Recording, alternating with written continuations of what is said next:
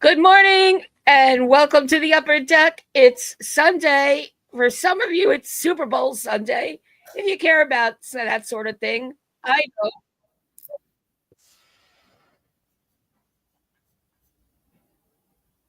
What the heck is going on?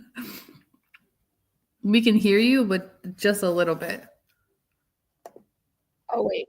Okay, hang on a second, guys. Sorry. I'm glad that was only on my end. All right. Well, if that was the technological thing, then we're out of the way. I forgot I had another video up on my browser and it started going. And I was like, what happened? All right. Anyway, hi. Start again.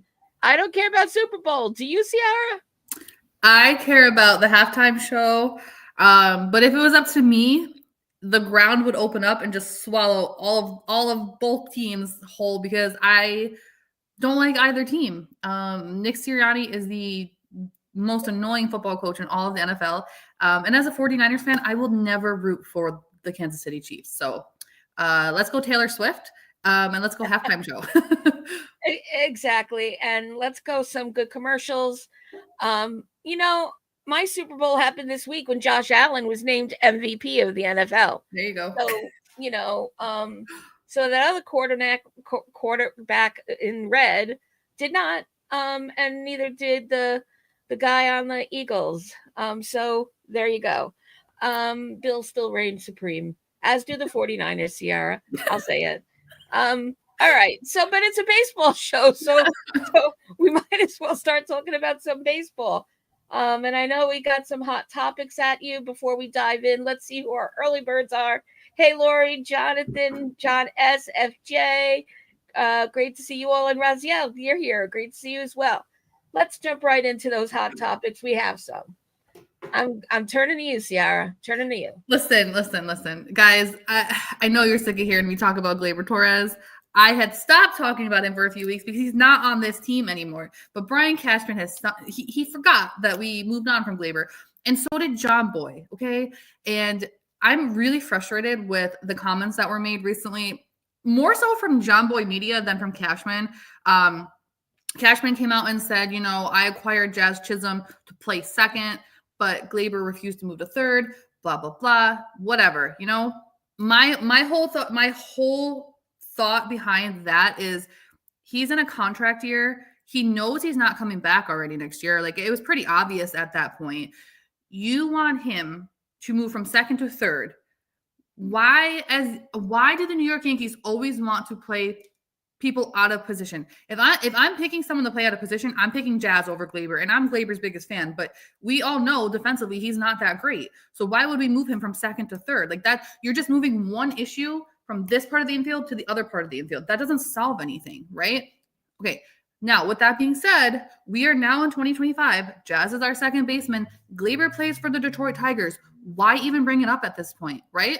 And then for John Boy Media to go out of his way to talk about how Gleyber Torres and Juan Soto are the reason that we lost game 1 of the World Series, when it couldn't be further from the truth, okay? Using your big ass platform to spread misinformation it's BS in my opinion, okay? I want to remind John Boy that his platform is as big as it is because of the fans like us, right? Who stood behind him, watched his videos, listened to his podcast, gave him his likes and everything week in and week out.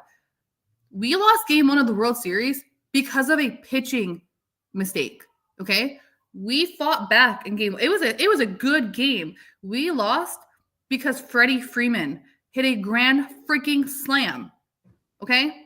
Not because of the bad throw by Soto that Gleyber couldn't come up with. That didn't lose the game for us.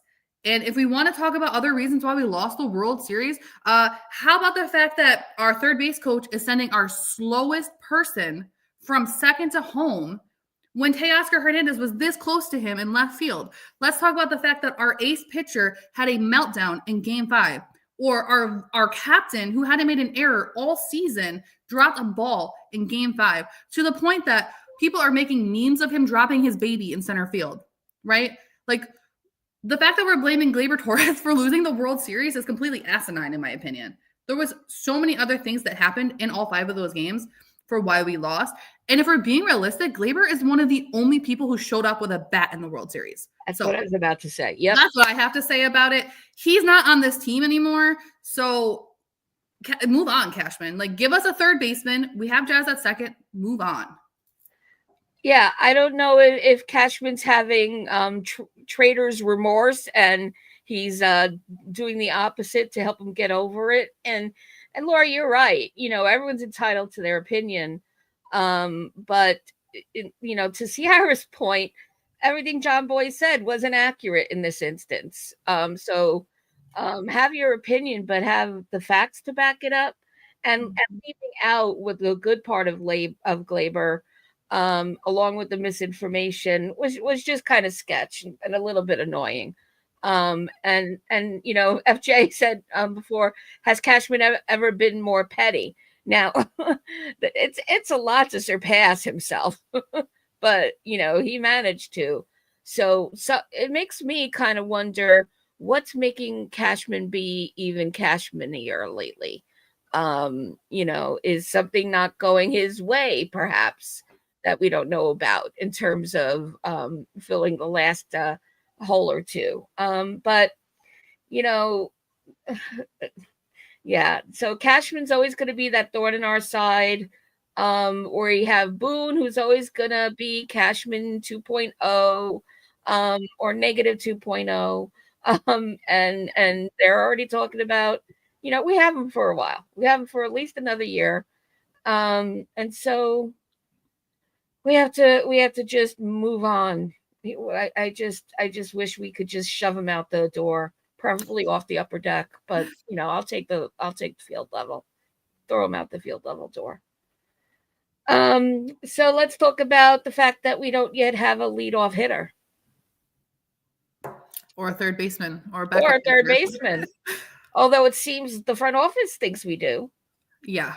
Well, look, overall, do I think that this team improved in the offseason? Absolutely. I think our pitching staff is much better. I think our defense is much better. But we can't ignore the fact that there is a glaring hole at third base. And there has been for a long time. This has been a position that has been a rotating door since A-Rod left, right?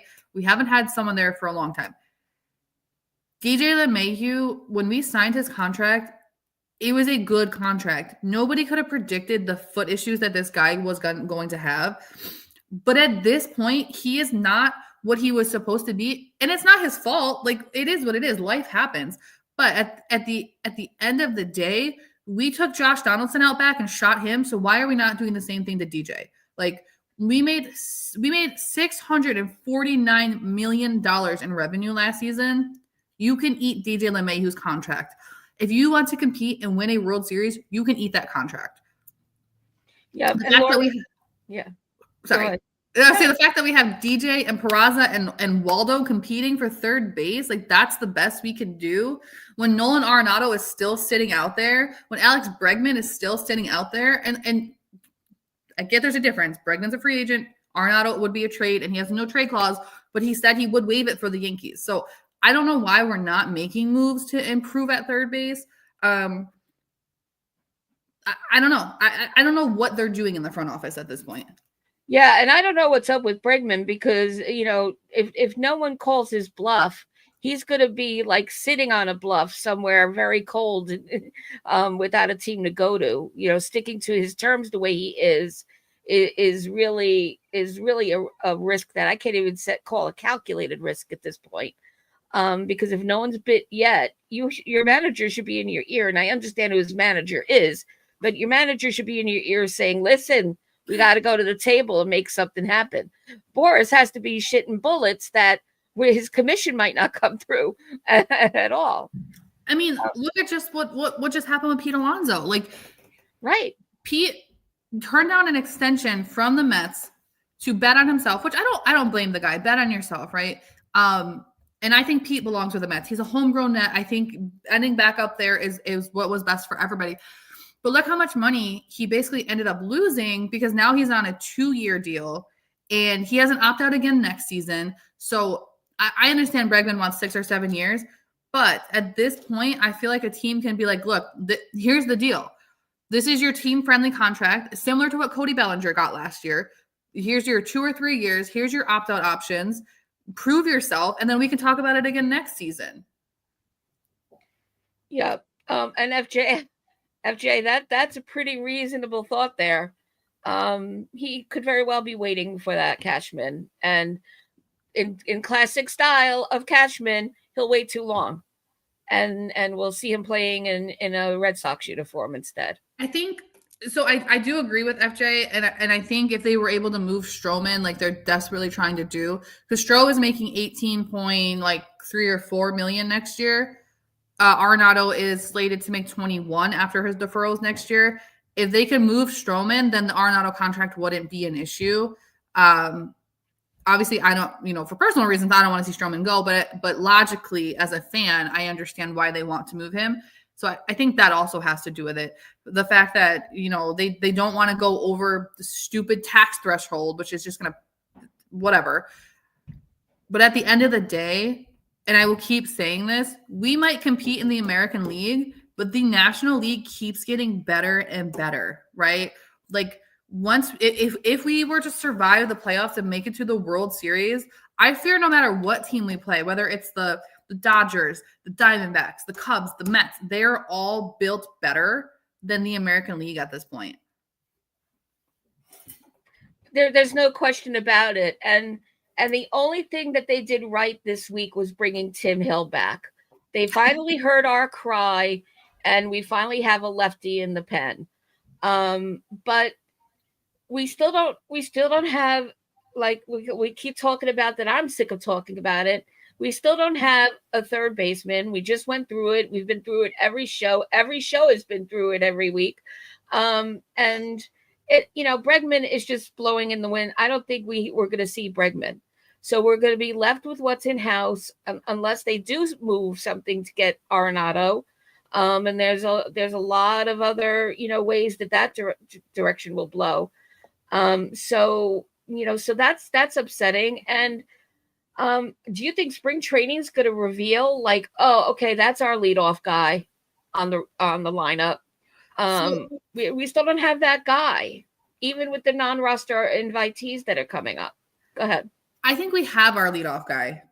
Okay. And I know it's a lot to put on the kid because he will be a rookie. But to me, I think me personally, what makes the most sense is Jason Dominguez leadoff, Anthony Volpe hitting ninth.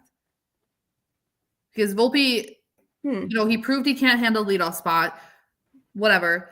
Putting him ninth would still allow him to use his speed and steal bases, because I think that's one of the biggest things going into 2025 that we need to utilize Volpe, Dominguez, Jazz, Wells, whoever can steal the bases, because we didn't do it last season. So I think Dominguez leadoff, Volpe ninth would be our best deal at this very moment, because it doesn't look like we're getting anything else.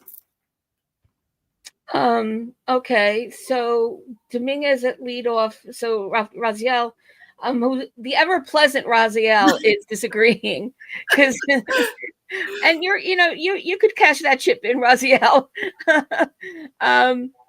Yeah, way too much pressure on a rookie. You're better off with Jazz. Sets Dominguez off for failure. But if I'm not mistaken, I think, and these are just projections, so don't shoot the messenger. Dominguez is slated or projected to have the second highest OPS. So, and I know, and like I said it when I went into it, it's a lot of pressure for a rookie, but to me, it just makes a lot of sense. My only hope is that whoever we put at leadoff, Aaron Judge doesn't hit into 50-11 double plays this season, because at the end of the day, it doesn't matter who leads off if Judge is going to hit into 1 million double plays. And that's no shade to Judge, because we know he's going to hit 40-50 home runs, but we also need him to do other things. So hitting into the most double plays in all of Major League Baseball is going to kill us. I don't mind the concept at all of Volpe being in the 9th spot, and Jazz, leading off, as long as they both are doing what they're supposed to be doing.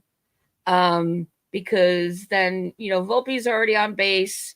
You'll get, 9 times out of 10, 8 times out of 10, a hit from Dominguez to get a Volpe further around the horn. It's not. I have no problem with it. And really, who else is there to set up in that way that has the speed and the ability to make contact? We're not talking, power hitting. We're talking about, small ball, right now. At least I am. Let's get, two quick guys on the bags that, can hit for some contact. And then, you're all set up for Judge, who, will presumably stay in well, I don't know if Judge is going to stay where he was. So that's what I was just going to say. So before Soto was here, Judge always batted second. Yeah. And he only moved for Soto. I personally see Judge moving back up to second. Good morning, Rich. Thank you for being here. Because that's where he always was. That's where he's comfortable. So to me, that's where the only thing that I ask going into this season is that we have a consistent lineup construction, right? Because last season we didn't. We flip-flop leadoff hitters in and out, in and out. We really didn't have consistency until maybe the playoffs, if that. But even then, it wasn't the most consistent. And I think fans in general can agree that we need consistency. Yeah. And second is what was automatically coming out of my mouth before I said, well, I should, I shouldn't. So you and I are on the same line there. And Raziel's agreeing with Volpe at 9, Jazz at 1, then Belly, Judge, Stanton, Wells, then Jason with Goldie after him. Now, to me, that puts Jason too far down in the lineup, and as well as Goldie. Raziel, you and I are normally on the same page, but today we're just not in step. I am personally a fan of Stanton hitting 5th, because last year when he hit 5th, he had his best numbers. It also lengthens your lineup, right? Because you can't pitch around everybody. You have to pitch to somebody. So are you going to pitch to Belly, Judge, Goldie, or Stanton? You got to pick. Because while Goldie did have his worst numbers last season, I'm really hoping he has a bounce back year. And he is, at the end of the day, he's on his way to being a Hall of Famer. So, and Bellinger's looking for a bounce back season. Judge is just, he's Aaron Judge. There's nothing much more to say. And Stanton is chasing 500 home runs himself. So you got to pitch to somebody. So why not lengthen the lineup and force them to pitch to somebody? I think here's the other thing too. From the outside looking in, we lost Soto, right? So all of these other teams are already counting us out, but we did get better. So make them make mistakes. Yeah. And like I said a couple of weeks ago, spring training is going to tell some of the tale on this, right? And FJ, yeah, but I think with Jazz, first of all, he's always hyped, but I think that he will light up the way Glaber did when we put Glaber up. And I'm sorry, I'm bringing his name up against Ciara. I know it hurts every time, but I think Jazz could go in the same direction. He goes back to second, his last position, and given that role, I think he's going to rise to. I think he would rise to the occasion. So, and maybe they'll try it out, maybe they won't, but I'm not mad at the concept of it. And okay, so Rich has something to say here. Hey, Rich, by the way, I'm Lynn. Nice to meet you. I mean, I agree. I agree with Rich, but I also disagree because I'm pushing for Dominguez to be a leadoff hitter. But that was one of the things that hurt Volpe last season as a leadoff hitter is you're taking his ability to steal bases away from him. And like we just mentioned a few minutes ago, we need to let him run. We didn't utilize that last season. Jazz had 40 plus stolen bases last season. And when they announced he hit his 40th stolen base, I was like, oh crap. Like somebody actually on our team actually has that because he was with the Marlins for most of the season. So that's a huge thing that that the Yankees need to focus on this season is correct base running and stealing bases. And Luis Rojas not sending people when he shouldn't send them. Well, So this is interesting. Well, here's where I'm going to be the great consensus builder. We all seem to be just fine with Volpe in the 9 spot. Yeah. So good for us, everybody. And really, each one of the propositions that I've seen aren't the worst. And so let's look at Rich's here. So Belly at Belly 1, Judge, Goldschmidt, and Stanton still in cleanup. Chisholm, whoever, anonymous third baseman, Dominguez, Wells, and Volpe. I think, the only reason I would say Stanton 4th rather than 5th is I think it's not because he's like the power hitter guy and that's usually the cleanup man, but it's also just where he's used to. Like, he's pretty much been cemented in the 4th spot from season to season. So I'm not minding that. Goldschmidt, I don't have any confidence in, so I'm not sure that he's the one after Judge. Belly, I could be okay with.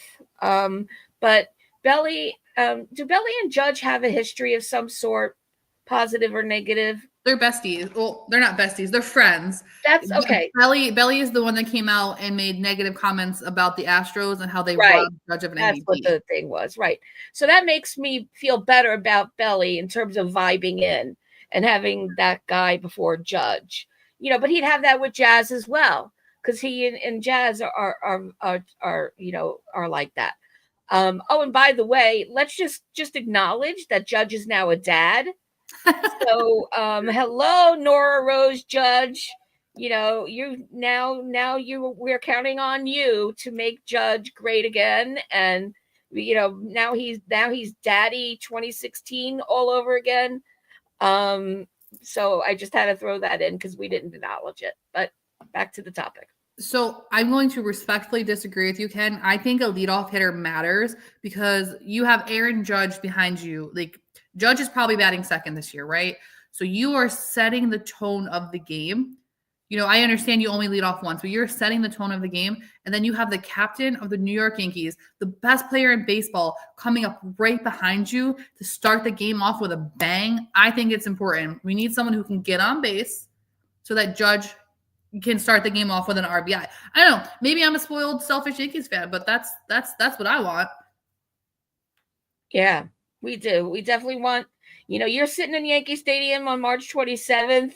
You want a guaranteed something coming off a bat, right off the bat, pun intended. All right. So I'm gonna add one kind of Yankee-ish thing to Hot Topics.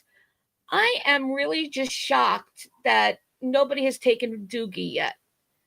Why should I care? I don't know. I just do. I'm a caring person. But the thing is, all right, we didn't get what we expected to get. That happens. But we didn't get what we got half of what we were expecting. We got a really solid defender in the outfield. We got a guy that was so happy to be in pinstripes and passionate about it. And, we wouldn't have been using dogs all last season if it wasn't for him. I just find that his numbers are not so abysmal.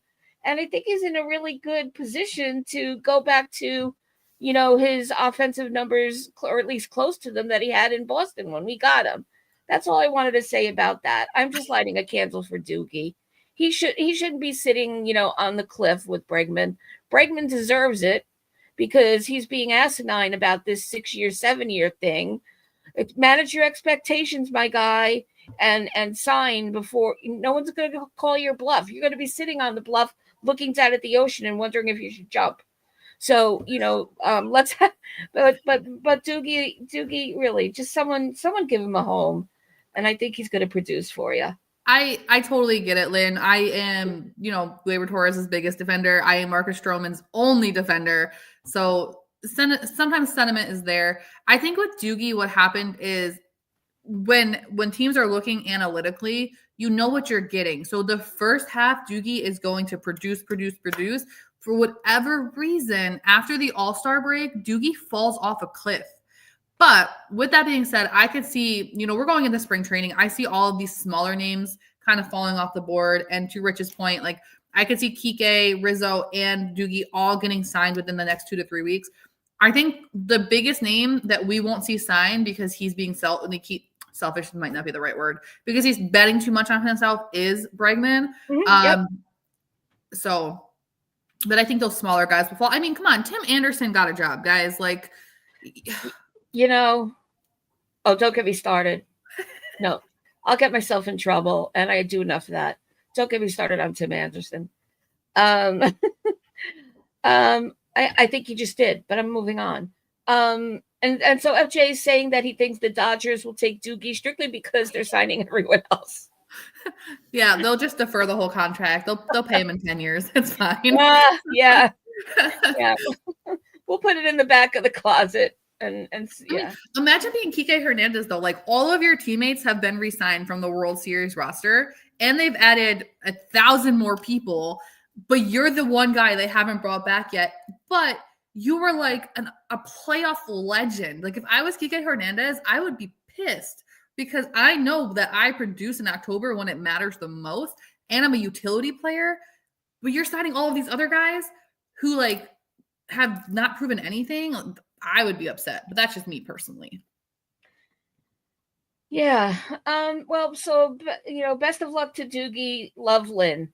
I don't think anyone else cares, but thanks for supporting me, Ciara. May he go where he could wear a beard and flash chains and wear it down to his ankles and be happy and run free. So in other news, though, before we switch out of hot topics, so they took Alan Winans. Anyone want to say who? And outrighted him to AAA and invited, and their consolation prize is that we'll see him at spring training. And goodbye, Ronzi Contreras, who's now with the Orioles, claimed off waivers. So let's just then move on to the next of the next. So we got Tim Hill, everybody. So this makes me want to talk about the bullpen, which has not been a hot topic at all, because why would it be? It's already been like a fierce, we were very happy with it. The only thing we're repining were the left-hander. So there he is. We got him, Toyota. He's back. How's everyone feeling about Hill being back? I think so. Everyone that I've spoken to in the last week was on board for Tim Hill to come back. He cost less than $3 million, and that's what we've been saying this whole time, right? That he's not going to cost anything, so just freaking sign him. I think our bullpen in general is very, very solid. I am very excited to see what they do, because looking back at the playoffs, our bullpen showed up, right? Like, that is not something I'm concerned about. And Tim Hill was a huge part of that. So I'm happy to have him back. He has a club option for 2026. So let's see what he does in 2025, because if we can keep him for 2026 too, I would love that. He is kind of creepy, isn't he? Okay, yeah, go ahead. I mean, I thought he was like 45 years old. He's only like 32. I don't know. It must be all of the unfiltered Marlboros he's smoking or something. That's what he just threw.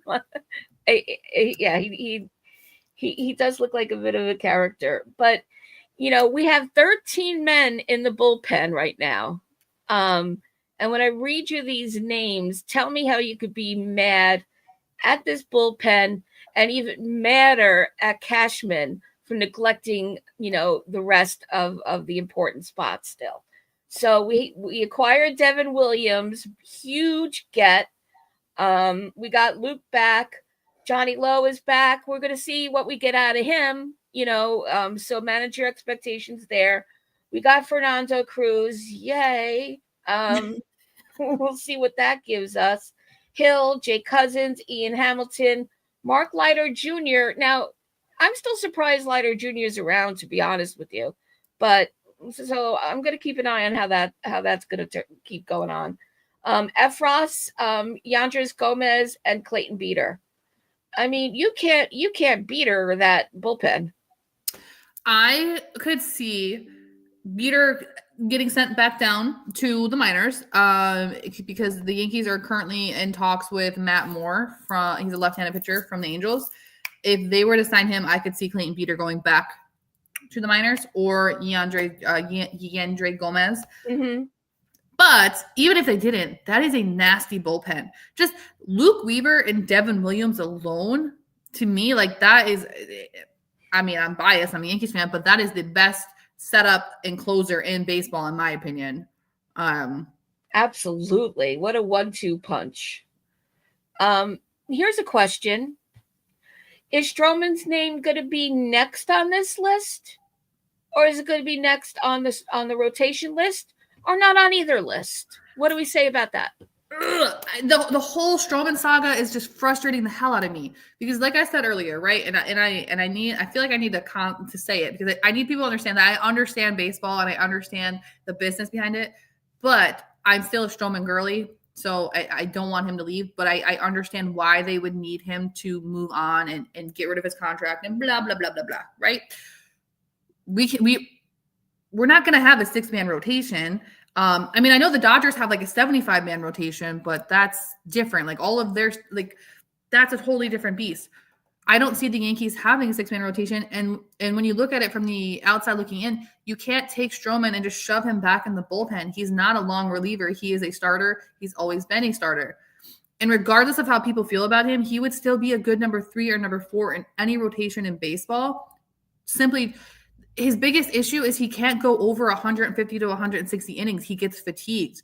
So I don't know what that means for Stroh and his future with the Yankees. I don't know where he's going to end up. But as of yesterday, he was headed to Tampa with the Yankees in his Stone Cold Steve Austin t-shirt. So I guess we'll have to wait and see if he gets moved or not. I still think, like I had mentioned a little bit ago, if we are going in on Nolan Arenado, we have to wait until they move Stroman's contract because he's making 18, Nolan's making 21. I think the Cards would eat some of Nolan's contract, but not all of it. But yeah, I'm going to be heartbroken when the news breaks that they're moving on from Stroman, but I do completely understand it. Now, when it comes to the rest of the bullpen, Loaiza, I still have not seen anything about this guy's contract. I don't know why they're hiding it from us. Like, has anybody actually seen this kid's contract? And I would be lying if I said I wasn't slightly concerned about him being healthy in 2025 because he's not been healthy for ever. Like, he's a great pitcher, but he is just someone who doesn't stay healthy. So with this lineup, and thanks for putting them in writing here. So we're great in the 8th, 9th inning, 10th if necessary. Where are we when Rodon tanks in the 5th? You sound like me. Oh my God, it's rubbing off.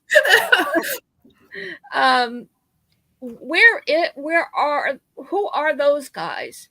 Because, being pragmatic here, we're going to need them. I think that's where your Tim Hill, Jake Cousins, which I completely forgot about Jake Cousins. He was great last year before he got injured. Jake Cousins, Efros, who we didn't get to see last season, Leiter Jr. I think that's where those guys will step in, and one of them will end up being our long reliever. Because you're right. Rodon, he is either going to give you 7 solid innings or he's going to have a meltdown in the 4th inning, throw a temper tantrum, and give up 7 home runs. Also, Luis Hill, like, yes, he just won Rookie of the Year, but we all saw last season he has location issues, so you don't know what you're getting. Clark Schmidt's coming off an injury, right? Like, Max Fried is injury prone. We don't know. Like, we have a great rotation, but you also do not know what's going to happen. So I'm very happy with this bullpen. I would be happier if they did add an additional left-handed pitcher, but I'm not gonna complain at this very moment. And the thing is, you're not going to get good pitchers that don't have a history of injuries. Mm-hmm. And this is how I talk myself down from the ledge because what you just went through has been going through my mind inside Ciara all off season. That everyone we've acquired, great name, great history, coming off an injury from the 2024, and that goes with even guys down in the minors that we're going to be seeing as well. That's baseball, Susan. And so I think that we're never going to get somebody that doesn't come with something, even if they're young. Heel, I mean, Heel's a great example. Look how young he is. And rookie of the year or not, he's got stuff that got fixed internally there, and so who knows if that's going to carry with him in some way. But you know what? I hope he didn't wait for Matt Blake in this offseason. I really hope that he put some work in. You got to presume he did, because he's got to keep that ROI cred going. And so, the eyes are really going to be on him. So yeah, I think I just really wish again, and I know I put too much emotion in my opinions, but don't play around with Stro. Like, just tell him the truth. To make him come to spring training when you're already, talking to people about him as a trading piece. It's just not cool. But again, that's baseball, Lynn. So just shut up. I understand. And so, I think is Raziel. You're like me. You're trying to save Stro. I'm picketing. Save Stro. Save Stro. Why don't they just save Stro for July and August? Why not spot start him? Don't let him get a lot of innings until mid-July into August. I don't see them. I think because he's making $18.5 million, like that is too expensive for a bullpen arm. And I 100% am with you, Raziel. I would love to see Stroman make it over 150, 60 innings and pitch in October, because we didn't get to see that last season. And we don't know what the different in outcome would have been if he would have been pitching versus Nestor Cortez in that situation versus seriously friggin' Freddie Freeman, right? We don't know. Like, hindsight is 2020. I think the biggest issue with Stro at this point isn't his stats, isn't his fatigue, isn't anything like that. He has a reputation in MLB now for having Twitter fingers and for being hard-headed. Yeah. And it's unfortunate because honestly, I can relate to the guy. He's passionate, right? Like he cares, he's passionate. He wears his heart on the sleeve. I am the same way. Like I am the exact same way as Marcus Stroman. And I wish he didn't get himself into the situation he's in. But when he left the Mets, there was bad blood there. When he left the Cubs, there wasn't any bad blood. Honestly, most of Chicago still loves Marcus Stroman. I proudly wear my Marcus Stroman shirt to Wrigley all the time. And people don't hate it. So it just sucks. Like, but I love Marcus Stroman, and I am 100% with you, Lynn. I get emotionally attached to players. It's who I am at my core. I do understand the business, right? Just like you do, but it's hard. You get attached to these players. Yeah. You want to see them succeed. You don't want to see them go out the way that like Brett Gardner went out. Like it's God, now you're really going to put me in a tailspin. So it's hard to separate. Yeah, absolutely. So invest less, be practical, and business-like more. Got it. I'll give that a shot. Don't put any bets on me though. All right, so let's get into spring training. I was kind of shocked reading through how many non-roster invitees other teams were, putting out there. If the Yankees want to win it at anything, they're winning at how many they put out.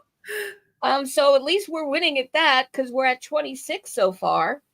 And so, I'm not going to read all 26 names. It's all over the place. But, notably, we're going to get a look at, I know everyone's always saying his name, so let's just put it out there that Spencer Jones is invited. Chase Hampton is invited. We got Rumfield. We got Cam Schlittler. I'd like to see him signed just so I could have Schlittler on my back. That's a fun name.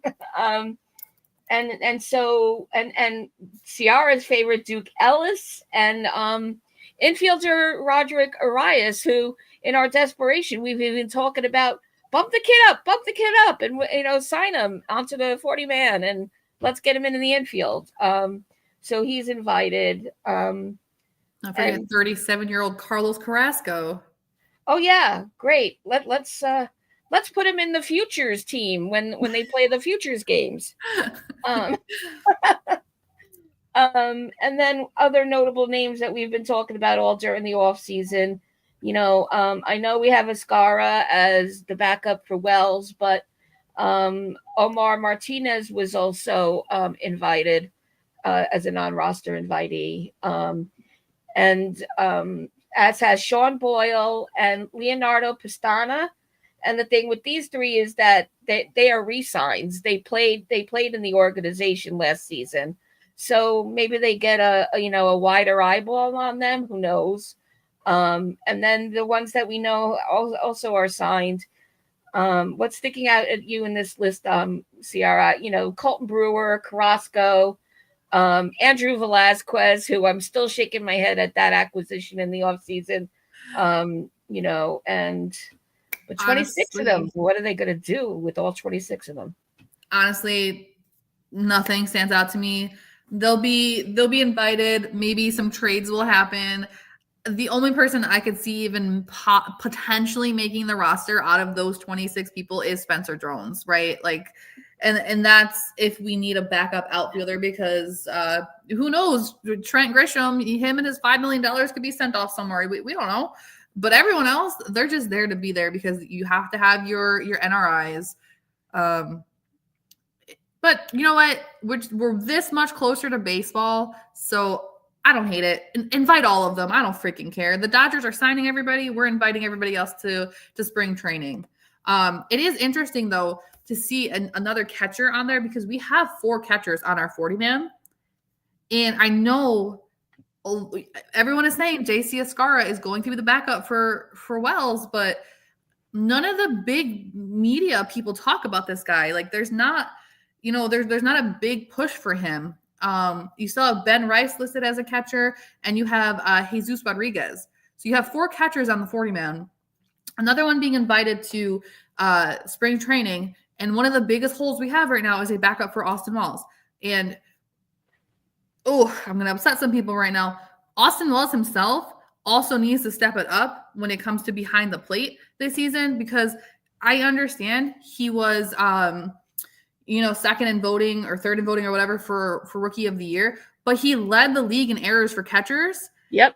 He wasn't the greatest at throwing people out when running. He and Trevino might have been the worst combination behind the plate in all of Major League Baseball. I mean, that's an opinion, not a fact. So don't grab your pitchforks. But I need someone who's going to throw out runners, who has a good pop time, who is going to have a good ERA, because catching ERA is a thing. Yes. When they're catching, and also have a good relationship with the catchers with the pitchers, because we know that that's important. Look at Garrett Cole. Garrett Cole is probably one of the hardest people to catch for, because he seems great when he's not starting. He seems like a great person. I've been to games where I've seen him interact with little kids, and he's super dad mode and super cool. But when he is starting, Garrett Cole is a monster and a scary person. Okay. We've seen it. Carlos Rodon, I'm sure he's no easier to catch for with all those emotions. Marcus Stroman has shown that he can be emotional on the field. So we need someone who can communicate well with their pitchers, who can throw out runners and steal some strikes. And that's all I'm asking for. Okay. That is all I'm asking for. Right. And that is what you're describing, is what was the best of Trevino, was his relationship with the pitchers, talking them off the ledges, telling them, you're the best in baseball, Cole. This is just a moment in time. Because he's a diva. I should say Devo, because he's a male, but he's a Devo. He should go sing opera when he retires. But I think that's where Trevino had it most over Wells. We know Trevino didn't have the pop, that's for sure.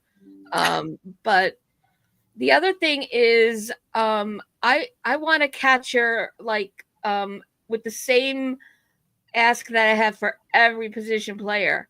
You have to be a two-sided player. Mm-hmm. And Wells was not all that consistent with his bat. There were times when he earned the leadoff spot, but there were times where it's like, where the hell are we going to plunk him? So I don't see that coming, and I don't necessarily see it with many players on the 26-man roster so far. But we'll see what happens with Raziel. Raziel, you're on my brain. I'm looking at one of your comments. Your name sounds nothing like Goldschmidt. It's wait and see with Goldschmidt and Belly. High hopes for both to be a both-sided player, but I know for sure we don't have a catcher that will do that. And we did have that sometimes with Trevino and Wells, but just not consistently. Yeah, and I mean, another interesting thing too is so you have Ben Rice still listed as a catcher on the 40-man. Obviously, we saw him play first base last year, but I'm curious to see what they do because TJ Rumfield is right there, breaking down the door right behind him. Goldschmidt's only here for a year. He is a stopgap. So going into 2026, we're either going to be in on Vladdy, right? We're going to be doing the dance with Pete Alonso if he opts out of the Mets, or we're going to be bringing up somebody from the minor leagues. So are we going to be developing TJ Rumfield this season to be that guy and putting Ben Rice back behind the plate and having him work on being a catcher again? Or are we going to develop Ben Rice still as a first baseman, and he's going to be the guy that comes up behind Goldschmidt? I'm just curious to see what happens with that whole saga. Yeah, Ben Rice is definitely somebody I want to see in the mix because, like I said 2 shows ago or so, that lightning in the bottle we had with him the first 2 months he was up, it's still in there somewhere. So and he's a young kid, and the fact that we have 2 options with him, and he would be a two-sided player, is really exciting. So I wouldn't hate it at all if we had Ben Rice during this coming season at some point. But first, we got to get through spring training. So in terms of our pitchers, let's just talk about how we feel their look is going to be coming back. Any adjustments we expect to see. Rodon, is he going to come back from another, moment in the mountains and make us all hopeful again? What do we expect to see from our guys? So I expect to see a different Garrett Cole this season to start off. 2022 Garrett Cole, 2023 Garrett Cole was a freaking monster in a season where it didn't matter. So we were all of us collectively as Yankees fans, we're basically just rooting for Garrett Cole at that point because we weren't rooting for anything else. We had freaking Billy McKinney and IKF playing the outfield. So we were all rooting for Garrett Cole and his Cy Young. So when he came back last season, injured, and credit to him, and I know we've said this before, but he didn't try to play through an injury. He knew something was wrong. He said something. He got it checked out before it got worse, right? But we didn't get to see him until the second half, really, and he wasn't the same pitcher. He was clearly still dealing with it.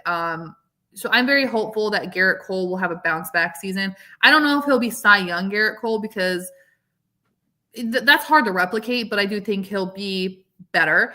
And it'll be interesting to see him and Max Fried battling for who is the ace, because healthy Max Fried is a scary pitcher. Now, Carlos Rodon, I hope that he took a really long-ass trip to the Grand Canyon or to Mount Everest or Kilimanjaro or whatever, because when he was good last year, he was good. But his biggest downfalls were he likes to give up home runs. And for whatever reason, he likes to give them up to the 8-9 hitters, right? Like, I don't know what his deal is with that. He likes to have meltdowns that no one wants to talk about, but he had more meltdowns than Marcus Stroman did. I'm just throwing that out there. Luis Gil is my one area of concern because we talk about, the sophomore slump. I'm concerned about his location. We'll see what happens. Obviously, I wish him nothing but the best. Clark Schmidt, he was my pick last year to be the best pitcher in the rotation, and he was that until he got injured. So I, again, will be rooting for Clark Schmidt to have top numbers, to be in the running for Cy Young. That is just somebody that I want to see have a good career. Same. And then, yeah, I think our rotation, if healthy, is going to be lights out. Obviously, we're not going to win every game, but I'm very confident in them. My one Carlos Rodon and Luis Gil are my biggest concerns. I hear that, and same. I also think that Cole needed to do some work in the off season.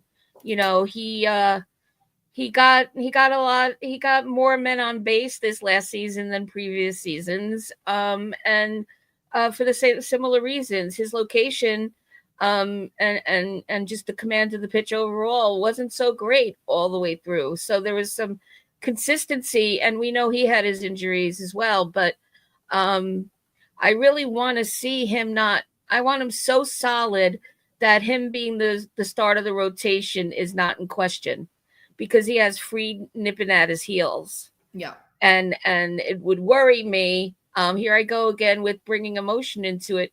It would worry me what that would do to Cole, because I do see Fried as a threat, a potential threat to being the ace of the team if all that what we know about him works out to come to fruition with us. And so it'll be interesting to see what the order will be, if it'll stay the way it's always been, with the addition of putting I think it's going to be Fried before Rodon. Rodon better be I think that's pretty much a given, even for Rodon. I hope that doesn't come as a surprise to him, but it's gonna be a competitive starting lineup. That having Fried added there is gonna do something to the dynamics there, in a good way, hopefully. And so that's going to be exciting to watch and see what happens with. And so let's take a look at projections. And I really liked this graphic when I saw it. So here's the projected, and I'm sorry I can't get it any bigger, but projected rotation and defensive alignment. I really don't think we see any surprises here per se, but other than I guess they felt, I believe I robbed this off of MLB Network. Yeah, I did. So they solidly, I guess they had to just choose one at each position, but Cabrera's their guy at third. So what surprises you here? Let me read it out loud for those of you that can't really see it. So starting at the top with the pitchers, and it's just the five there, because obviously Stroman is not on this graphic. Cole, Fried, Rodon, Hill, and Schmidt. And then in the outfield, they have Dominguez at left, which we heard recently, Belly in center, Judge in right, and then around the horn, Cabrera, Volpe, Chisholm, and Goldschmidt, Stanton in his rightful DH position, and Wells at catcher. The only thing that surprises me is third base. And it doesn't surprise me that they're putting Waldo over DJ. That makes sense to me. What surprises me is that the front office hasn't figured out that we still need a third baseman, right? And there's nothing against Oswaldo Cabrera. He's a fantastic utility player, but he is not a starting everyday third baseman or starting every day anywhere, right? He is your utility guy who you plug in when guys need days off. Because honestly, we've seen Waldo for 3 seasons now. He's not bad, but you know what you're getting out of him, right? Like, we need an actual third baseman who is not named DJ LeMahieu. That's the only thing that surprises me. The rotation, 1 through 3 makes sense to me. 4, 5, I feel like it's up in the air on who's 4 and 5 for Hill and Schmidt. I think a lot of people are counting Schmidt out because of his injury last season. But if you look at his numbers, that first half, he was the best pitcher in our rotation. So shout out to Clark Schmidt. Everything else looks fine. Like, they've already come out and said and I was against it. But they've already come out and said that Dominguez was going to be in left field and Belly was going to be in center. As long as they have Dominguez in left field in spring training and don't just throw him out there like they did last season, then that's fine. Because last season they had the guy playing center field and then threw him in left. And I don't care what anyone says, left field in Yankee Stadium is a different beast, okay? It's different. It's bigger. So as long as he's ready, then I'm ready. And I'll start with Dominguez, and because he also left field is big in Yankee Stadium, but we don't play all the games at Yankee Stadium. For whatever reason, it seems like left field is always the weirdo spot in ballparks, in a lot of ballparks, where the configurations are off, and it's I forget the stadium where there's like, angle, I pivot there, it's like jagged, and you could run into a wall like you're in a, like you're playing Pac-Man, trying to get to a ball. I'm exaggerating. How unusual for me. But it all boils down to I could think of at least 3 ballparks that I've watched games in, and I'm like, wow, that's really interesting, because it's not cute, quick cut corners, and you need the baseball IQ and instinct for that. Mm-hmm. And so Dominguez is not that guy. He needs a lane, and center field. Yeah, it's also big, but it's a lane. And I think Belly would just have more of the experience, obviously, under his wheels, but also just the instinct and fielding prowess to be there. Because left field, I don't know that we give enough credit for as being a tricky spot to man defensively. So it's not just about at home. It's really all games of the year. So yeah, he better have been practicing left field on Christmas Day, as far as I'm concerned, and not waiting for spring training. I hope the Yankees, if they had this in their minds for a while, which I bet they have, I hope they got him set up with somebody just for that purpose, because that's going to matter huge. So again, we're going to have to see what we get there. And Raziel saying same reason why you wouldn't want him in left is the same reason why. Okay, well, you and Sierra are just going to have to handle that. You're just going to have to work that out, Roz. Tomato. So spring training, I'm here for it. It started. Well, I guess the pitchers and catchers are going to be in action on Tuesday, I think, right? So we'll start getting some buzz from our favorite press guys, and get some word from people down in Tampa who might go and watch what's going on there. But I'm just really excited that we're really going to be talking current things as of the show. So it's going to be a very interesting season. We can't say I'm not going to give Cashman nothing, but I do grade this off season. I'm still giving it lower than when I did on Maz's train a few weeks ago, Maz's show a few weeks ago. You called the train. Oh my God. This is me on no caffeine, by the way, everybody. How do you like it? But I'll give it a B. I'll give it a B. And that was a drop from my former marks. It's a B. They could rock it up to A if they get me somebody at third like Bregman. I just don't see that happening. Yeah. I mean, I would give it a B+ at this point, just only because we have improved defensively. Second base, I'm excited to see what Jazz can do at second base. The outfield looks a lot better this season. I love Soto. Was sad to see him go, but he wasn't a good player defensively. So, and moving Aaron Judge back to right field where he belongs, it just feels right to me. Our rotation is solid. Our bullpen looks great.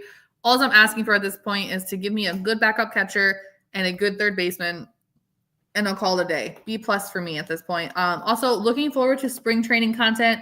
Can't wait to see my guy Stanton. in his skinny little legs. Our guy. Our guy. Our guy. His skinny little legs. I got my eye on you, partner. So also I'm excited to see, you know, I wanted Cody Bellinger on this team, so I'm very hopeful that he's going to be a good addition. I'm wishing we'd have Sterling back so that when Belly hits one out of the park, he could say it's a belly bomb. But now we won't get that. So you're welcome. And we're ending the show with you and Raziel agreeing on something on the. Woo, we did it. Woo, there we go. World peace. And so and yes, I mean he is the real. He is really the captain. And so don't get me started on Stanton. We've already been talking together for an hour. You all have to start making your snacks for the Super Bowl. So don't miss the Kendrick Lamar concert, guys. Don't miss that halftime. Ken is telling us not to, or me, don't worry, or us, don't worry about Dominguez when he goes on the IL after 6 weeks. Who will be the pivot? Oh, Ken, wait. It started sounding so good that I put it up, but yeah. Well, there's going to be a lot of illin this season from a lot of players, so it won't just be Dominguez, and I'm just manage your expectations on that. All right. So any final thoughts, Ciara? Once Kendrick Lamar's concert is over tonight, guys, baseball season officially starts. Woo! So I'm very excited. Looking forward to officially starting baseball season and just being able to yak your ears off for spring training and then 162 games, maybe more with playoffs. And just looking forward to having baseball on my TV again. I miss it so much. Yes, and I'm just praying that the Yes Network does a lot of them. That schedule hasn't been announced, but really hoping that we get to watch a lot of it. And just so excited that we'll have some news that is current and some more predictions to make based on things that we're actually seeing rather than reading. So that's really exciting. So listen, everybody, it's been a rock and rolling hour with you all like it is every week. We appreciate you, all of you listening, all of you in the chat, all of you that will listen afterwards. You'll see Ciara and me on every Sunday, 11 o'clock sharp Eastern time. Sharp time-wise. Am I always sharp at 11? No, as we've all seen. Don't forget to check out Uncle Tots, Rob, Donald, our brothers from Pinstripe Chronicles, Monday, Wednesday, Friday, and Donald's show, Yankified, and more content coming soon, as I keep teasing, from Ciara and me and our friend Spencer. But for now, as always, you'll have a seat with us on the upper deck. So let's go, Yankees. See you next time.